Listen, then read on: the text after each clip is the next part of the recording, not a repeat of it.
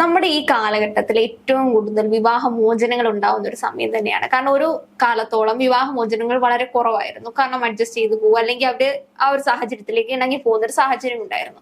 പക്ഷെ ഇപ്പോൾ എന്ന് പറഞ്ഞു കഴിഞ്ഞാൽ അല്ലെങ്കിൽ ഒരു മാസം അല്ലെങ്കിൽ 2 മാസം കൂടി പോയി കഴിഞ്ഞാൽ ആ ഒരു രീതിയിലേക്ക് നമുക്ക് ഇഷ്ടപ്പെട്ടിട്ടില്ല എങ്കിൽ നമ്മൾ ഡിവോഴ്സ് ചെയ്യുന്ന ഒരു സാഹചര്യമുണ്ട്.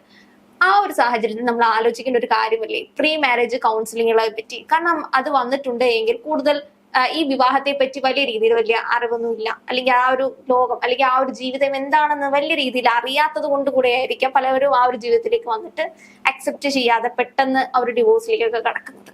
അപ്പോൾ പ്രീ മാരേജ് കൗൺസിലിങ്ങുകളുടെ ഒരു ഗുണം എന്തായിരിക്കും ഈ ഒരു സാഹചര്യത്തിൽ? ആക്ച്വലി ഇന്നത്തെ കാലഘട്ടത്തിൽ ഇപ്പോൾ അതിന് പറഞ്ഞതുപോലെ ഡിവോഴ്സുകളുടെ എണ്ണം കൂടുതലാണ് താരതമ്യേന.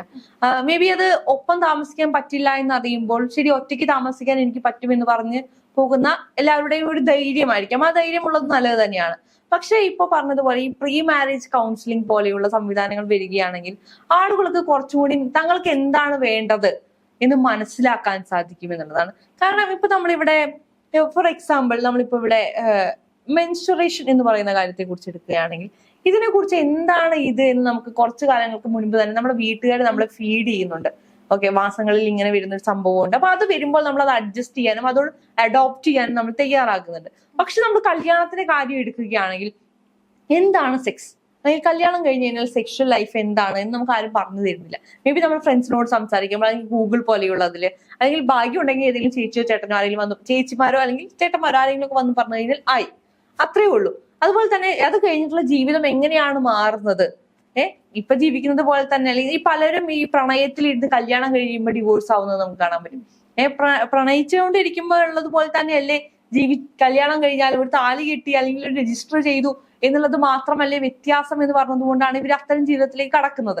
പക്ഷെ പിന്നീട് നമ്മൾ നോക്കുമ്പോൾ അവിടെ കുറച്ചുകൂടി കോംപ്ലിക്കേഷൻസ് വരികയാണ്. കാരണം അതിന് മെയിൻ കാരണം ഈ കല്യാണം എന്നൊക്കെ പറയുന്നത് അല്ലെങ്കിൽ മാരേജ് എന്ന് പറയുന്ന ഇൻസ്റ്റിറ്റ്യൂഷൻ എന്ന് പറയുന്നത് 2 ഇൻഡിവിജ്വൽസ് ഒന്നാവുന്നത് മാത്രമല്ല 2 ഫാമിലീസ് കൂടി അവിടെ ഒന്നാവുകയാണ്.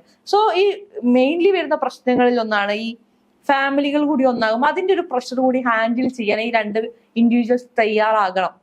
അതുപോലെ തന്നെ ഈ 2 ഫാമിലി പശ്ചാത്തലങ്ങളിൽ ജീവിച്ചു വളർന്നു വരുന്നവരാണ്. ഒരു ലൈഫ് ലോങ് ഒരു എഗ്രിമെന്റ് പോലെയാണ് മാരേജിന് ഇന്ന് പലരും കാണുന്നത്.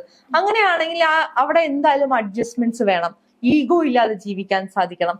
അതല്ലെങ്കിൽ എന്റെ വീക്ക്നെസ് എന്താണെന്ന് അറിഞ്ഞുകൊണ്ട് എന്റെ പാർട്ട്ണർ എന്നെ സപ്പോർട്ട് ചെയ്യണം. അതുപോലെ തന്നെ എന്റെ പാർട്ട്ണറിന്റെ വീക്ക്നെസ് എന്താണെന്ന് അറിഞ്ഞ് ഞാൻ അതിനെ സപ്പോർട്ട് ചെയ്യണം. ഒരു അഡ്ജസ്റ്റ്മെന്റിന് അപ്പുറത്തേക്ക് ഒരു അക്സെപ്റ്റൻസ് അല്ലേ കൂടുതലായിട്ടും ഈ ഒരു പ്രീ മാരേജ് കൗൺസിലിംഗ് കൊണ്ട് ഉദ്ദേശിക്കേണ്ടത്. കാരണം ലൈഫിലേക്ക് നമ്മൾ അഡ്ജസ്റ്റ് ചെയ്ത് പോകുമ്പോൾ അഡ്ജസ്റ്റ്മെന്റിന് ഒരു അവസാനമുണ്ട്. അഡ്ജസ്റ്റ് ചെയ്ത് വരുമ്പോഴത്തേക്കും നമ്മൾ അതിൽ മടുക്കും. നമ്മൾ വിചാരിക്കും നമുക്ക് ഒരു സ്വന്തമായ ജീവിതം വേണം, നമ്മുടെ ബെസ്റ്റ് പാർട്ണർ അല്ല, എനിക്കത് എന്തോ തെറ്റ് പറ്റിപ്പോയി, അല്ലെങ്കിൽ ഞാൻ ഉദ്ദേശിച്ച വിവാഹ ജീവിതം ഇതല്ല, എന്റെ സ്വപ്നങ്ങളിലെ വിവാഹ ജീവിതം ഇങ്ങനെ ആയിരുന്നില്ല, ഞാൻ കണ്ടിട്ടുള്ളതൊക്കെ. കാരണം കണ്ടിട്ടുള്ളതെന്ന് പറഞ്ഞു കഴിഞ്ഞാൽ നമ്മൾ പുറമേ ഉള്ള ലൈഫ് മാത്രമേ കാണുന്നുള്ളൂ. പല ഇൻഫ്ലുവൻസേഴ്സിന്റെ ആണെങ്കിൽ കൂടി നമ്മൾ കാണുമ്പോൾ അവർ വിവാഹം കഴിച്ചിട്ട് നല്ല സക്സസ്ഫുൾ ആയിട്ട് ജീവിക്കുന്നു, കൊള്ളാം, നല്ല രസമുണ്ട്. പക്ഷെ അതിന്റെ അകത്ത് എന്താണ്? അതിന്റെ അകത്ത് ഒരുപാട് കാര്യങ്ങൾ നടക്കുന്നുണ്ട്. ഒരു 2 രീതിയിലുള്ള മനുഷ്യർ ഒരുമിച്ച് ഒരു വീടിന്റെ അകത്ത് വരുമ്പോഴത്തേക്കും അവർക്ക് പല രീതിയിലുള്ള പ്രശ്നങ്ങൾ ഉണ്ടാവാം. ഈ മെൻസ്ട്രേഷൻ പോലുള്ള പീരീഡുകളിലൊക്കെ തന്നെ പലപ്പോഴും ഈ പ്രണയ കപ്പിൾസ് ആണ് എങ്കിൽ മെൻസ്ട്രേഷൻ പീരീഡിൽ തന്റെ ഗേൾഫ്രണ്ടിനെ ഒരു സമയം വരെയൊക്കെ അവർ കാണുന്നുള്ളായിരിക്കും. പക്ഷെ അവരൊരു വീടുകളിലേക്ക് വരുമ്പോൾ ഇവർ 2 ഒരുമിച്ച് താമസിക്കുമ്പോൾ ഒരുപാട് പുരുഷനാണെങ്കിലും സ്ത്രീക്കാണെങ്കിലും ഒരുപാട് മൂഡ് സ്വിങ്സ് ഉണ്ടാവാം, ഒരുപാട് പ്രശ്നങ്ങൾ ഉണ്ടാവാം, ഒരുപാട് അഗ്രസീവ് ആവും, ദേഷ്യപ്പെടും. പക്ഷെ ആ ഒരു സമയത്തേക്ക് ഇവർക്ക് ഹാൻഡിൽ ചെയ്യാൻ പറ്റില്ല. അവർ വിചാരിക്കും ഞാൻ കണ്ടൊരു ജീവിതം ഇതല്ല, ഞാൻ ഉദ്ദേശിച്ച ജീവിതം ഇതല്ല. കാരണം പിന്നീട് നമ്മൾ വിവാഹം കഴിച്ചിട്ടുള്ള പല ആൾക്കാരോടും ഒരു ഒപ്പീനിയൻ ചോദിച്ചിട്ടുണ്ടെങ്കിൽ പബ്ലിക് ഒപ്പീനിയൻസ് എടുക്കുന്ന ആൾക്കാരൊക്കെ ചോദിക്കുന്നുണ്ടായിരിക്കും. ഒരു പ്രായത്തിന് ശേഷം അല്ലെങ്കിൽ വിവാഹം കഴിച്ച ആൾക്കാരോട് ഒരു 10-15 വർഷമൊക്കെ കഴിഞ്ഞ് നല്ല പ്രായമുള്ള ആൾക്കാരോടൊക്കെ ചോദിക്കുകയാണെങ്കിൽ അവർ പറയുന്നൊരു കാര്യമാണ് എന്റെ വിവാഹ ജീവിതത്തിൽ എന്ന് വെച്ചാൽ ഇനി എനിക്കൊരു ഓപ്ഷൻ ഉണ്ടായിരുന്നുവെങ്കിൽ ആ ഒരു സമയത്ത് ഇനി ഒന്നുകൂടി എനിക്ക് ആ ഒരു ലൈഫിലേക്ക് പോകാൻ പറ്റിയിരുന്നെങ്കിൽ ഒരിക്കലും ഞാൻ വിവാഹം കഴിക്കില്ലായിരുന്നു എന്ന് പറയുന്ന ആൾക്കാരുണ്ട്. അതേപോലെ നമ്മുടെ എഴുത്തുകാരി KR മീര ഉൾപ്പെടെ പറഞ്ഞിട്ടുള്ളൊരു കാര്യം തന്നെയാണിത്. എനിക്ക് ആ ഒരു സമയത്തേക്ക് തിരികെ പോകാൻ പറ്റുമായിരുന്നെങ്കിൽ ഞാൻ ചിലപ്പോൾ ഒറ്റയ്ക്കുള്ള ഒരു ജീവിതം തെരഞ്ഞെടുത്തേനെയായിരുന്നു. കാരണം വിവാഹ ജീവിതത്തിന്റെ പ്രത്യേകത എന്ന് പറയുന്നത് ഇപ്പൊ 18 വയസ്സുള്ള കുട്ടികൾ തന്നെ വേഗം വിവാഹ ജീവിതത്തിലേക്ക് കടക്കുന്ന നമ്മൾ കണ്ടിട്ടുണ്ട്. അങ്ങനെ കടക്കുന്ന ആൾക്കാർ എത്രയോ പേരാണ് ആത്മഹത്യ ചെയ്യുന്നത്. കാരണം അവർ ഉദ്ദേശിക്കുന്ന ഒരു ലൈഫ് അല്ല വിവാഹം എന്ന് പറയുന്നത്, അത് മറ്റൊരു ലോകം തന്നെയാണ്. നേരത്തെ പറഞ്ഞ പോലെ അതെന്താണെന്നറിയോ, അത് ഞാൻ മനസ്സിലാക്കിയിട്ടുള്ളൂ, അത് റിയാലിറ്റി ആരും പറഞ്ഞു കൊടുക്കാനില്ലാത്തത് കൊണ്ടാണ്. ഇപ്പൊ അതിനെ പറഞ്ഞതുപോലെ തന്നെ നമ്മളിപ്പോ ഈ ഇൻഫ്ലുവൻസേഴ്സിന്റെ നമുക്ക് ഒരുപാട് ഫാമിലി വ്ളോഗേഴ്സിനെയൊക്കെ അറിയാം. അപ്പൊ അവരുടെ ലൈഫിലെ ഏറ്റവും നല്ല മൊമെന്റ്സ് ആണ് അവർ ക്യാപ്ചർ ചെയ്ത് നമ്മളിലേക്ക് എത്തിക്കുന്നത്. ഓക്കെ, അത് നമ്മളെ ഒരുപാട് മോട്ടിവേറ്റ് ചെയ്യും. ഓക്കെ, എന്ത് സന്തോഷമാണ് കല്യാണം കഴിഞ്ഞാൽ, കുഞ്ഞുണ്ടായാൽ എന്ത് സന്തോഷം, നമുക്കത് ഫീൽ ചെയ്യിക്കും, നമുക്കത് നമ്മളെ ടെംപ്റ്റ് ചെയ്യിക്കും. അങ്ങനെ അതാണ് നമ്മൾ കാണുന്നത്. അതുപോലെ തന്നെ നമ്മൾ കുട്ടിക്കാലം മുതൽ കേട്ട് വളരുന്നത് എന്താണ്? ഇത്ര വയസ്സായ കല്യാണം കഴിക്കണം, കല്യാണം കഴിച്ചു കഴിഞ്ഞാൽ പിന്നെ ഭർത്താവിന്റെ ഒപ്പം ജീവിക്കുക. അല്ലെങ്കിൽ ചില അമ്മമാരൊക്കെ പെൺമക്കളോട് പറഞ്ഞേക്കാം, നിനക്ക് കല്യാണം കഴിഞ്ഞാൽ നിനക്ക് ഇഷ്ടമുള്ളടത്തേക്ക് നീ പൊക്കോ, അല്ലെങ്കിൽ നിനക്ക് ഇഷ്ടമുള്ള പോലെ നീ ജീവിച്ചോ. അപ്പൊ കല്യാണം കഴിഞ്ഞാൽ ഇഷ്ടമുള്ളതുപോലെ എല്ലാം ചെയ്യാൻ പറ്റും എന്നുള്ളൊരു ഫീഡിങ് ആണ് നമ്മൾ കുട്ടിക്കാലം ഒരു സമയത്ത് തെറ്റിദ്ധാരണയാണ്.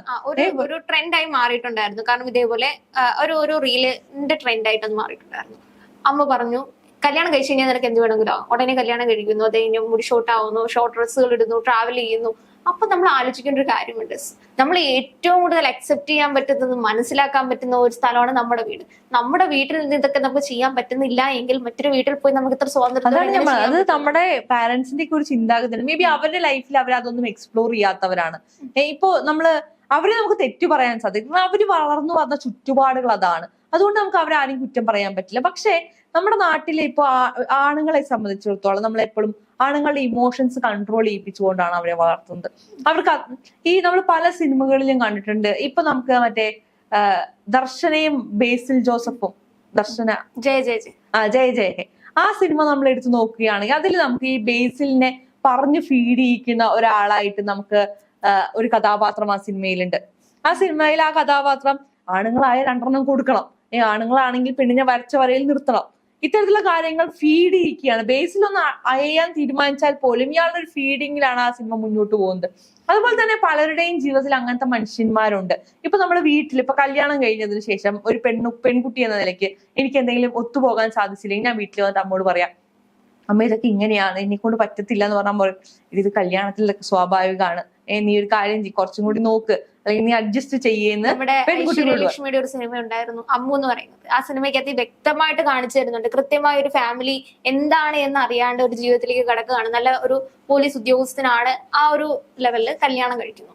കല്യാണം കഴിച്ചു കഴിഞ്ഞാൽ ഒരു ജീവിതത്തിലേക്ക് എത്തുമ്പോൾ അവർ അനുഭവിക്കുന്നത് വളരെ വ്യത്യസ്തമായിട്ടുള്ള കാര്യമാണ്. ഈ ജെ പോലെ തന്നെ ആ പുള്ളി ഭയങ്കര അഗ്രസീവ് ആണ്, നല്ല രീതിയിൽ അടിക്കുന്നുണ്ട്, ഒരുപാട് പ്രശ്നങ്ങളിലേക്ക് അവർ മാനസിക സംഘർഷത്തിലേക്ക് പോകുമ്പോൾ വീട്ടിൽ ഈ കാര്യം പറയുമ്പോൾ അമ്മ പറയുന്നൊരു കാര്യമുണ്ട്, ഇതാണ് വിവാഹ ജീവിതം, ഇങ്ങനെയാണ്. നമ്മൾ പെൺകുട്ടികളാണെങ്കിൽ ആൺകുട്ടികളാണെങ്കിൽ നമ്മൾ വേണം അഡ്ജസ്റ്റ് ചെയ്ത് പോവാൻ. അഡ്ജസ്റ്റ്മെന്റ് ആണ് വിവാഹത്തിന്റെ ഏറ്റവും വലിയ കാര്യം. ഒരു അടിയല്ലേ, കാരണം എന്നെ ആ അമ്മ പറയുന്നൊരു കാര്യമുണ്ട്, എന്നെയും നിന്റെ അച്ഛൻ അടിച്ചിട്ടുണ്ട്, നീ അറിഞ്ഞിട്ടില്ലെന്നേ ഉള്ളൂ.